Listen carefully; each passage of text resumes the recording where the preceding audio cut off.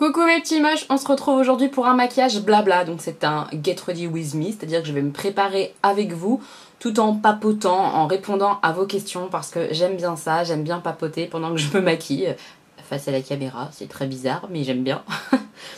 Aujourd'hui on va utiliser cette petite merveille, oui j'ai craqué sur celle-ci de chez Huda Beauty. Comme vous l'avez vu dans ma wishlist, les petites Huda comme ça, elles me tentaient à mort, elles me tentent toujours hein, toutes les autres, mais celle-ci, ton vert, voilà j'ai préféré craquer sur les tons verts puisque je suis fan de vert. Si vous n'avez pas vu la vidéo wishlist, je vous la mets juste ici et vous allez vite comprendre le vert.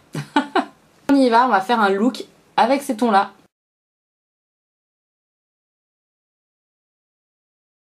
J'ai mis une base à paupières, j'ai poudré mes yeux, on va attaquer le maquillage avec la petite palette. C'est la première fois que je l'utilise. Je l'ai juste swatché pour voir un petit peu les teintes. On va voir ce qu'on va faire. Hein. Je pense que je vais faire un truc assez chargé. Je vous le dis tout de suite, genre maquillage de ouf quoi. En tout cas on va essayer. J'ai bien envie de ça aujourd'hui, donc on va partir là-dessus. Je vais tester cette petite couleur un peu menthe comme ça, en creux de paupière assez haut.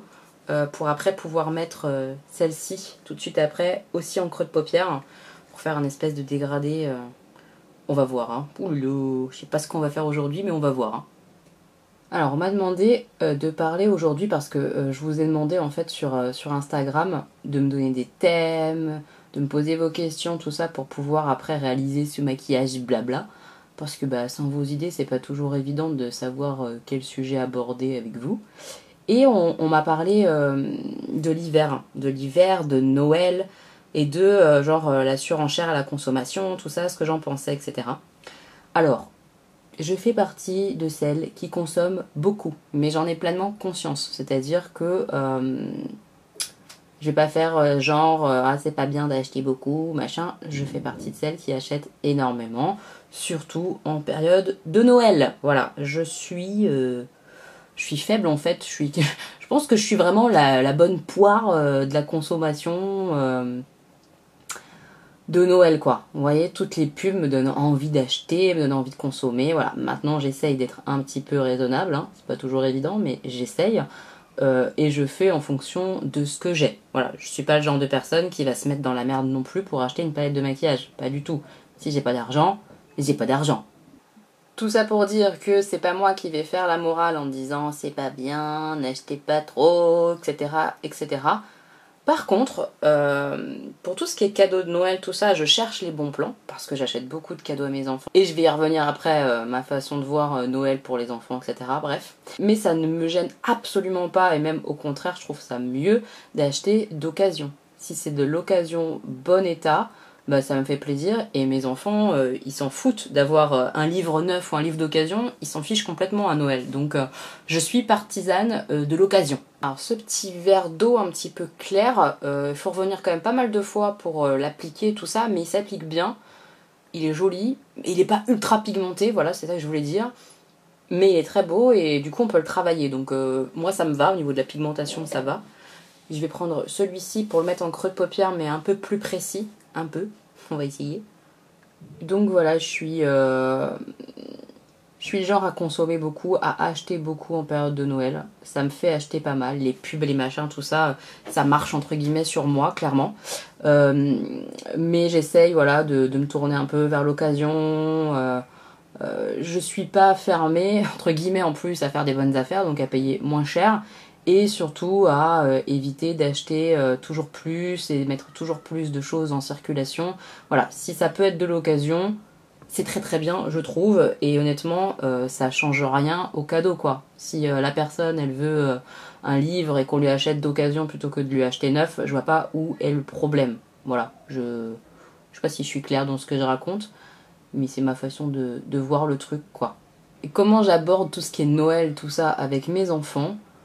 Alors, je vais pouvoir vous parler de plusieurs choses. Déjà, est-ce que mes enfants croient au Père Noël?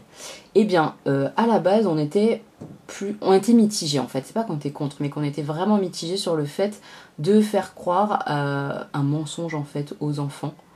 On trouvait ça un peu nul de mentir quoi. De base, de mentir à nos enfants, on n'aime pas ça. Même quand on va leur dire quelque chose qui va les faire crier, qui va les faire se mettre en colère, pleurer, on leur dit quand même, on ne ment pas à nos enfants. On n'aime pas ça. Et pour le Père Noël, on était un petit peu partagés parce que ça reste une belle histoire. Donc on s'est dit entre la belle histoire, le mensonge, on fait quoi? C'était un petit peu compliqué. Et en fait, c'est venu quasi tout seul en fait, avec les livres, avec la télé. Même s'ils regardent peu la télé, ils ont quand même accès à des dessins animés ou quoi, par exemple sur les ordinateurs ou ce genre de choses. Et le Père Noël, il est venu à nous sans que ce soit nous qui le mettions en place. Je sais pas si vous voyez ce que je veux dire. Pareil, à l'école, direct, première année de maternelle, le Père Noël, ils étaient tous à fond et l'école parle du Père Noël. Donc c'était un petit peu difficile de revenir là-dessus et de dire alors attends, tout le monde te dit, la télé, le dessin animé, qu'il y a du Père Noël, mais non, c'est un gros mytho. On ne se sentait pas de faire ça, donc on est rentré dans le jeu.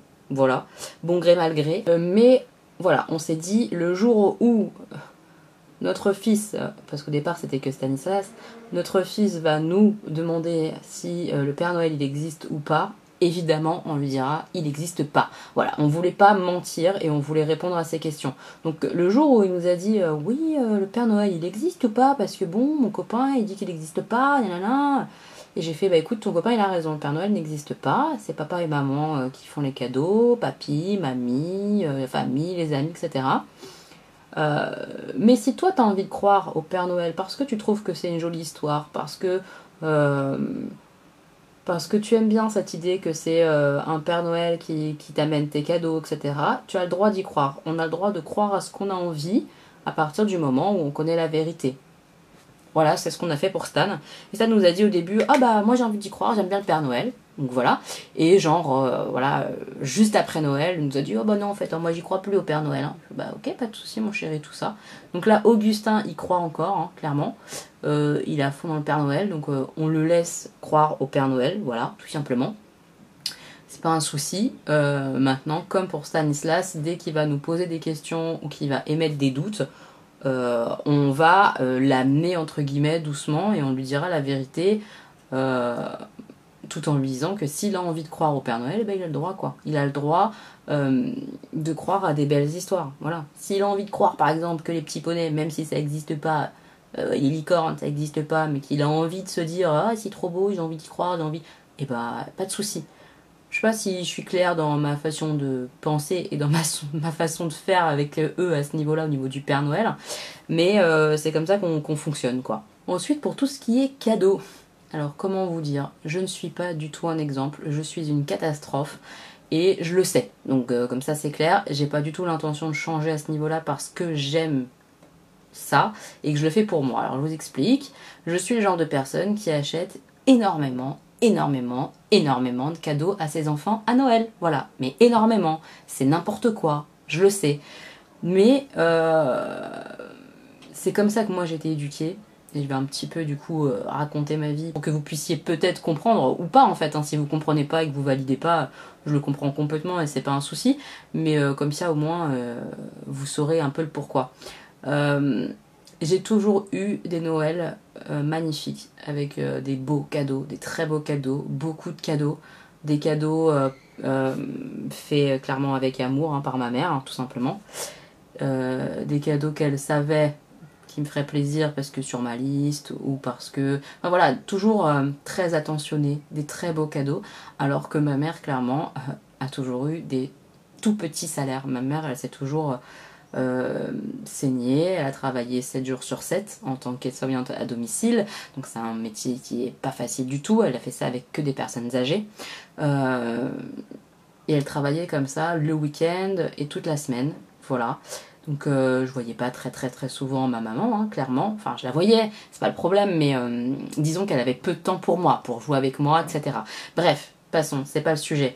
Mais ma mère était seule, voilà, j'ai perdu mon père, j'avais 5 ans. Ma mère était seule pour nous élever, moi et mon frère. Et forcément, elle s'est beaucoup privée, mais énormément privée, pour qu'on ait toujours des Noëls spectaculaires. Parce que pour elle, c'était important, elle mettait un point d'honneur, parce qu'elle sait très bien, je pense, pour elle aussi, comme pour nous, Noël, ça a toujours été difficile, on n'était que tous les trois. Puis après, plus tard, on n'était que moi et ma mère. Et Noël, ça n'a jamais été très folichon, quoi. Chez nous, ça a toujours été... bah voilà, il manque des gens, en fait. Je sais pas si vous voyez ce que je veux dire, ce que je veux exprimer, mais Noël, ça n'a jamais été facile, voilà. Et elle se mettait un point d'honneur pour que Noël passe, entre guillemets, mieux, je pense, hein, et qu'on ait le même Noël que nos copains, si ce n'est des meilleurs Noëls que nos copains, en nous gâtant excessivement. Voilà, tout simplement. Et c'est comme ça que je fais avec mes enfants. Alors eux, ils n'ont pas ce côté perte, ils ressentent pas cette tristesse profonde que je pouvais peut-être moi avoir ou que ma mère pouvait avoir. Mais j'aime les beaux Noëls. J'ai été habituée comme ça, avec des Noëls où il y a des cadeaux partout, où on arrive le matin et on fait waouh, c'est trop fort. Voilà. Donc je fais comme ça. Mes enfants ont des Noëls de malades.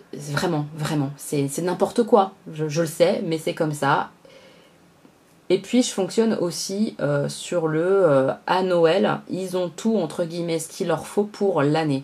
En général, en termes de jouets, je ne rachète rien pendant l'année. Voilà, sauf petite babiole, mais c'est hyper rare que j'achète quelque chose pendant l'année. Franchement, c'est rare. Donc ça justifie un petit peu que je les gâte énormément ou pas, mais en tout cas c'est comme ça et je me rassure en me disant ça, c'est que je les gâte vraiment à Noël et que ça fait l'année quoi. Donc pour moi, Noël, voilà, c'est les enfants, énormément les enfants. Et nous, s'il reste des sous, on se fait un petit cadeau, sinon pas forcément. Enfin, c'est pas du tout la priorité. Par exemple, mon chéri, ma mère, tout ça. Voilà. Pour Noël, c'est mes enfants d'abord. Ensuite, en général, toujours, j'arrive à faire un cadeau à ma maman. Parce que c'est quand même une maman un peu extraordinaire. Donc j'aime la gâter, j'aime lui faire plaisir. Donc je le fais en général, tout simplement. Et s'il reste un petit peu de sous ou quoi, bah, c'est mon chéri quoi. Et après, les autres, s'il en reste, évidemment, je suis toujours très contente de gâter mes amis ou les enfants de mes amis, ça me fait plaisir. Si je peux. Il y a des fois, je peux pas, donc je ne fais pas, et je sais qu'ils se formalisent pas de ça. Mais si je peux, bah, je leur fais plaisir, et ça me fait très très plaisir. Je vais reprendre le plus clair, là, pour un petit peu estomper en haut. Et après, de toute façon, pour moi, Noël, oui, c'est des cadeaux, et j'y mets un gros point d'honneur, surtout avec mes enfants. Mais c'est surtout l'occasion de se retrouver. Comme je vous l'ai dit, j'ai pas eu des Noëls où on était beaucoup, des grandes familles ou quoi, pas du tout. On était toujours 2 ou 3. Pour moi, Noël, c'est pas forcément la famille. Alors, je vais m'expliquer, hein, c'est pas que je veux pas avoir ma famille pour Noël, loin de là. Mais Noël, c'est ma mère, parce que je sais que c'est difficile Noël pour elle et tout ça, et que là, avec les petits-enfants, forcément, ça se passe beaucoup mieux, et elle a une autre vision de Noël, et ça lui fait du bien, comme à moi, vraiment. Donc voilà, Noël, c'est ma maman, mon mari, mes enfants, et on accueille avec plaisir des amis s'ils ont envie de venir, etc. Voilà, ce que je veux dire, c'est que Noël, c'est pas fermé à un repas familial uniquement.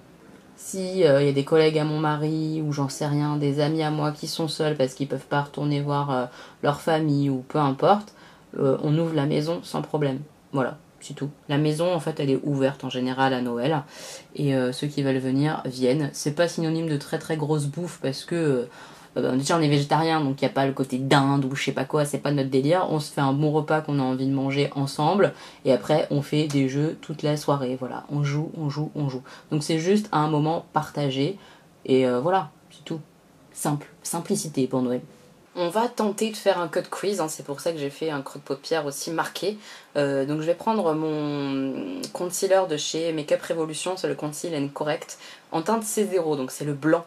Et je trouve que c'est pas mal pour faire des code quiz comme ça. En tout cas, on va tester de le faire avec ça. Donc je mets un peu de matière comme ça sur mon poignet, je prends un pinceau plat et je fais la forme au mieux que je peux. Voilà, parce que je suis pas l'experte.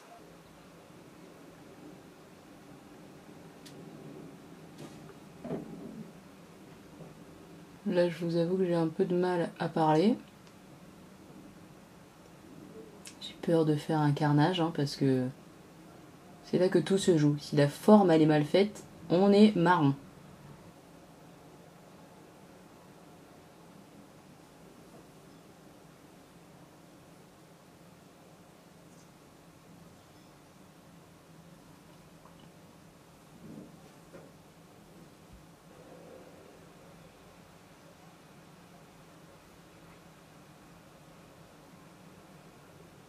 La blague maintenant, ça va être de tenter de faire la même chose de l'autre côté. Souhaitez-moi bon courage. Bon, mes formes sont peut-être pas exactement pareilles. Non, elles sont pas pareilles exactement. On ajustera ça peut-être en remaquillant dessous les yeux, etc. on verra. D'ailleurs, je me permets de répondre du coup en même temps à une question qu'on m'a posée. On m'a demandé pourquoi je faisais mes yeux avant mon teint. C'est une bonne question puisque très longtemps j'ai fait l'inverse. J'ai souvent fait le teint avant et après les yeux. Sauf que selon les palettes, il y a des chutes.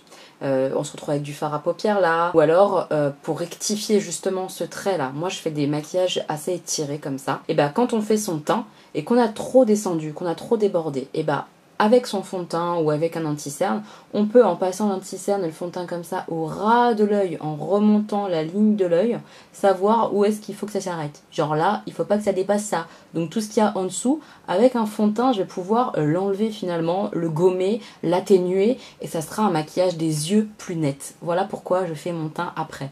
Pour enlever les chutes parfois des fards à paupières sur ma joue, etc. Sur s'il y a des paillettes ou je sais pas quoi, c'est pas très joli. Une fois que ton teint est fait, t'es marron pour enlever tout ça. Et pour bien nettoyer après, pour qu'on ait un maquillage des yeux très net. Voilà pourquoi je fais mon teint après. Je vais mettre ce fard qui est un peu vert bleu comme ça là, au milieu.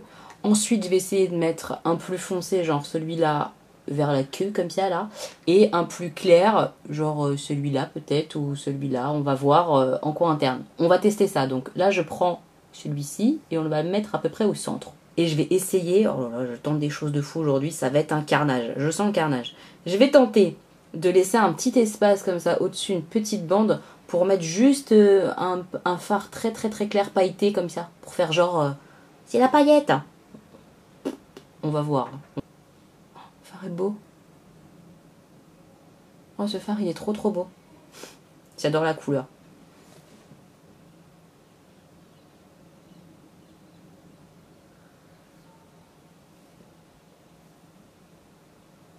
On m'a demandé est-ce que j'allais faire un maquillage d'hiver, de Noël, de fête, de Nouvel An. Oui, je vais en faire, je sais pas combien. Je sais pas si je ferai genre un maquillage de Noël et un maquillage Nouvel An ou si je ferai un maquillage de fête. Franchement, je sais pas, ça va dépendre du temps que j'aurai, etc. Mais j'aimerais bien le faire. On m'a aussi demandé genre quelles étaient mes teintes d'automne, mes teintes d'hiver, en fait, mes teintes pour chaque saison. Je sais pas trop. Moi, je suis du genre à mettre des teintes quand ça me passe un peu. J'avoue qu'en automne, là, j'aime bien tout ce qui est orangé pour les lèvres, surtout. J'adore ça. Genre le Marrakech de chez MAC, j'adore parce qu'il est un peu orangé comme ça. Le Gingerbread Man, c'est pour ça qu'il me tente, c'est parce qu'il est un petit peu orangé. Je le trouve très très beau. Enfin voilà, pour l'automne c'est plutôt orangé tout ça pour la bouche. Je vais prendre le fard là comme ça, un peu plus foncé pour essayer de faire ma petite queue là comme ça. On va voir si j'y arrive.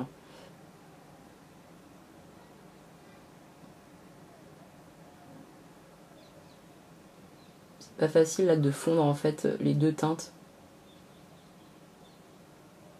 Donc là hop. Et je nettoierai après, hein. Ça va dépasser de mon œil hein, évidemment. Donc après on fera le nettoyage. D'où l'intérêt de faire le teint après là pour ce genre de maquillage. Parce que sinon c'est carnage quoi. Moi je sais pas faire propre, donc je triche. Après pour l'hiver j'aurais tendance à dire tout ce qui est froid. Donc tous les bleus j'adore pour l'hiver je pense. On verra bien, hein. Peut-être que ça se trouve cet hiver je vais pas du tout faire ça. Mais dans mes souvenirs l'année dernière par exemple j'aimais bien faire tout ce qui était bleu en hiver. Voilà, pour les make-up de Noël bleu. J'aime bien aussi rouge.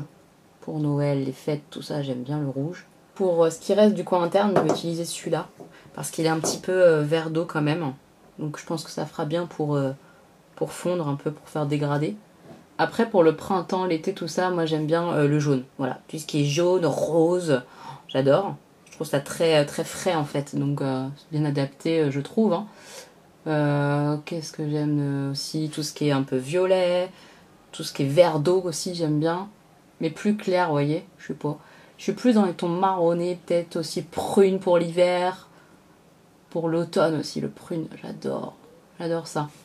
Donc voilà, voilà un peu comment un peu je décompose les couleurs en fonction des saisons. Mais bien sûr, ça va pas m'empêcher de faire un maquillage archi dark en été ou un maquillage hyper doux en hiver. J'ai pas de règles moi, hein, surtout moi. Hein. Je pense que vous le savez, je mets du foncé sur mes yeux, du foncé sur mes lèvres, ça ne me gêne pas. Vraiment c'est au feeling. Hein.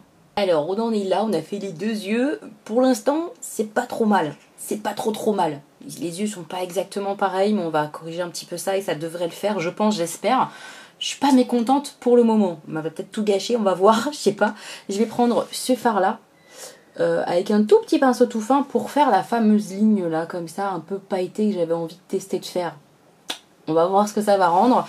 Pas sûr que ce soit le bon fard pour faire ce que je veux faire. Mais bon. Ouais, j'ai peur que ça soit en fait, je sais pas si vous allez le voir, mais ça fait comme des petits amas de paillettes. C'est un genre un fard, je pense limite faut le travailler au doigt celui-là pour qu'il soit très très beau. Donc on va changer de casquette, on va changer d'idée et on va prendre celui-là qui est beaucoup plus fin au niveau de la texture, donc on va tester avec lui. Voilà, là ça marche mieux déjà. Oui, donc on va rester là-dessus. On m'a demandé aussi genre de citer dans chaque marque quel produit je préfère. Genre je garde un seul produit dans chaque marque. Sanana ça fait une vidéo comme ça que j'ai bien aimé. Et en fait, j'ai pas voulu le dire là, bah, je vais garder ça pour faire une vidéo plus tard, je pense. Alors, je sais pas quand, parce que j'ai beaucoup de choses à vous filmer. Mais c'est une vidéo que je ferai, je pense, parce que je trouve ça sympa comme tout. Donc, je le ferai. Après, moi, le choix va être moins difficile à faire, par exemple, que pour elle, qui a, par exemple, beaucoup de produits dans chaque marque. Moi, il y a des marques où j'ai un seul produit, donc ça va être vite réglé. Il y a des marques où ça sera un peu plus difficile. Mais voilà, j'ai pas toute la collection de toutes les marques, tout ça, donc ça sera sûrement peut-être un peu moins intéressant pour vous, je sais pas. Mais en tout cas, ouais, ça me tente bien de le faire, donc je le ferai quand même. J'ai fait un maquillage intense de soirée, quoi. Genre, vous allez jamais porter ça, je pense. Mais c'est pas grave, moi je le porte, vous le savez très bien. D'ailleurs, après j'ai danse, donc je vais y aller comme ça. Hein. C'est pas un souci du tout, du tout. Moi j'adore ça. Je m'amuse trop là, donc je suis trop contente.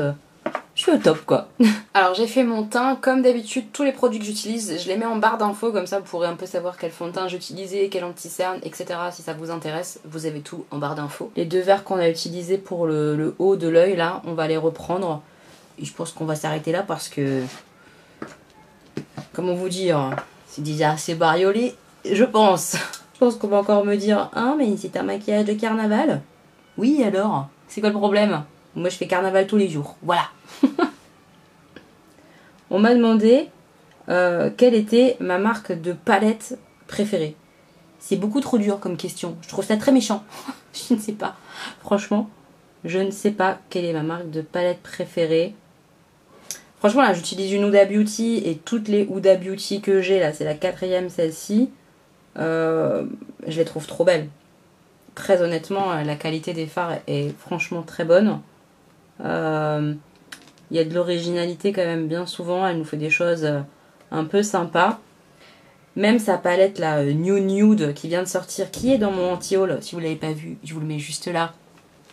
Que je ne vais pas acheter, je pense. Je la trouve quand même plus originale, on va dire, que des palettes de nude qu'on retrouve par exemple ailleurs, quoi, tout simplement, chez Urban Decay, chez Too Faced, etc. Forcément aussi dans mes palettes préférées, il y a les Juvia's Place. Hein. Honnêtement, niveau couleur, quand je veux du peps et de la couleur, et je suis toujours contente en fait quand j'utilise une palette Juvia's Place. Je suis pas déçue quoi à chaque fois. Je suis en kiff quand je les utilise, donc clairement elles font partie de mes préférées aussi quoi. On m'a demandé aussi, moi qui jouais beaucoup, parce que si vous ne le savez pas, je joue énormément aux jeux de société, hein, pas qu'avec mes enfants, et pas à du Monopoly, voilà, je joue à des jeux modernes, j'appelle ça comme ça. Je dis jeux modernes, mais bon, c'est pas vraiment un terme qui existe vraiment, c'est juste pour que vous puissiez un petit peu comprendre. Je joue pas au Monopoly, à risque et à la bonne paye, hein, pas du tout. Je joue à des jeux de société je sais même pas comment vous expliquer. Qui sont trop bien quoi tout simplement. On met une demi-vidéo jeu de société un petit peu pour que vous puissiez un petit peu voir ce dont je parle. Et donc elle me dit oui toi qui joues beaucoup, est-ce que tu ne trouves pas que l'ère du numérique, tout ça, les consoles, la télé, machin, ordinateur, etc. ça rende vachement nos enfants accros et qu'on perde un peu ces anciennes valeurs de partage, de jeux ensemble en famille et tout. Je te dirais que oui, si, je trouve que carrément... Carrément, faut faire très attention, je pense, à tout ce qui est console, etc. À la maison, nous, n'a pas encore de console. Je dis pas encore parce que cette année, les enfants vont avoir une ou deux consoles, on sait pas trop. Enfin bref, c'est un peu compliqué, mais en gros, ils vont avoir une console, c'est sûr. Clairement, ça va être avec nous. Et ça sera jamais en libre service. Jamais. Parce que j'ai peur, ouais, clairement. C'est le genre de choses qui m'effraient un petit peu. Donc oui, il faut vivre avec son temps et je vais pas priver entre guillemets mes enfants de console pendant X années. Encore que je trouve que c'est pas non plus la punition du siècle. Hein. Mais je mettrai toujours en avant et toujours en valeur à la maison le jeu de société. Et c'est pour ça que je suis plutôt quand même rassurée et sereine. Je sais qu'à la maison, on joue. On joue aux jeux de société avec nos amis, avec en famille, avec ma mère. Enfin, on joue quoi. Les enfants jouent et ils aiment jouer. Ils ont été habitués à jouer avant en fait de jouer à des jeux numériques quoi. Donc je me dis que ça devrait aller et que ça restera sous contrôle quoi. Elle m'a demandé aussi si ça nuisait pas à la créativité quoi. Je pense que c'est comme tout, ça dépend du dosage. Si tu fais que ça, oui, ça nuit à la créativité, ça nuit à ta vie tout simplement. Mais que si c'est contrôlé et que c'est peu, ça peut juste être fun et sympa. Voilà, en gros c'est ça, c'est doser. Et c'est ce qu'il y a de plus difficile à faire dans la vie. Savoir trouver le juste milieu, c'est toujours ce qu'il y a de plus difficile dans tout quoi, je trouve. Hein. Alors je vais juste reprendre ce phare là un peu doré pour le remettre vite fait en coin interne. Oh il est beau ce phare, waouh waouh waouh. Il est vraiment très joli. Il est fin et il est intense. C'est dingue, trop beau. Alors ce qu'on va faire, c'est que je vais mettre mon trait de liner, je vais mettre mon mascara, je vais choisir mon rouge à lèvres et je reviens pour vous montrer le look final. Et voilà, j'ai terminé le look final. Alors désolé au niveau lumière, il fait vraiment très nuit. Il est genre 18 h et il fait nuit, c'est ignoble. L'heure d'hiver, je supporte pas pour ça. Il fait nuit trop vite. C'est trop chiant. Bref, en tout cas j'ai terminé mon look et j'ai mis le liner un peu comme j'ai pu, voilà. Le mascara, le rouge à lèvres. C'est un rouge à lèvres entre deux, ni trop fort je trouve, ni nude complètement. Voilà, moi j'aime bien. Je vais vous montrer de plus près ce que donne le make-up, mais franchement, donnez-moi votre avis en commentaire. Moi, je le trouve trop beau, donc si jamais vous aimez pas, c'est pas grave, puisque moi j'aime, hein, voilà, j'adore. Pour vous faire un petit retour comme ça sur la petite Huda, là, comme ça, à chaud, je la trouve très belle. Voilà, franchement, je la trouve trop mignonne. On peut faire des jolies choses, je pense, avec. Donc voilà, je suis très contente de l'avoir. Je regrette pas mon achat pour l'instant.